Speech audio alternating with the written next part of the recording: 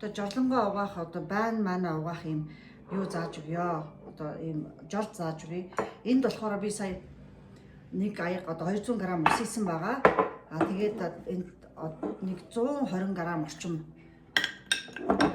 сод хүнсний содоос 120 г орчим хийчих заяа. Сод хийлээ. За тэгээд за энэ шингэн савн баггүй юу? Шингэн савн хэрвээ байхгүй бол аяг угаагч шингэнээсээ хийж болно. Энээсээ бас ингээд нэг 120 г орчмыг хийчих заяа шингэн савнгаа.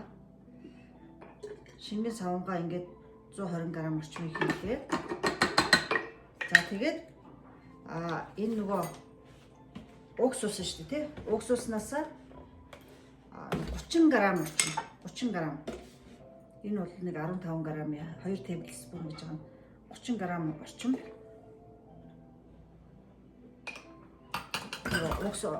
Уксуснаас цуунаасаа хийчихлээ. За тэг нөгөө түрүүний хийсэн бэлтгэлээ шүү дээ тий.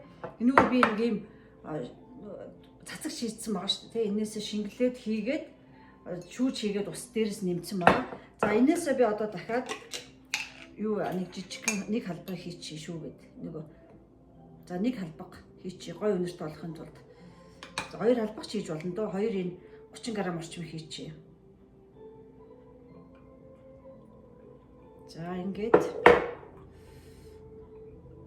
энэ бол маш гоё өнөртэй юм болно. За тэгээд ингээд сайхан хутгачих заяа. Хутгаал жоо хөөсөрч үний чи мэдээ сав хийсэн чи хөөсрөн тий. Энд чи усаар найруулсан. За ингээд ерөнхийдөө энэ маань ингээд миний жорлон 0 угаах тий. За тэгээд нөгөө угаалтуур байн манаа одоо тий. Энэ төр угаах юм шингэн болчихж байгаа байхгүй юу. За арай жоохон нөгөө нэг өтгөө ийгээд нөгөө нэг жоохон зууралдуул их юм бол усаа баах хийчих.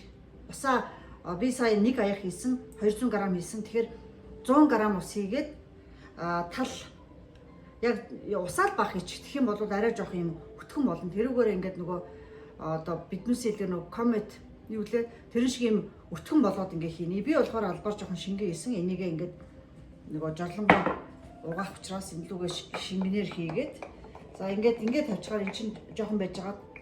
Энэ нөгөө хөөс нь доошо буучтыг. Хөөс нь буучтыг.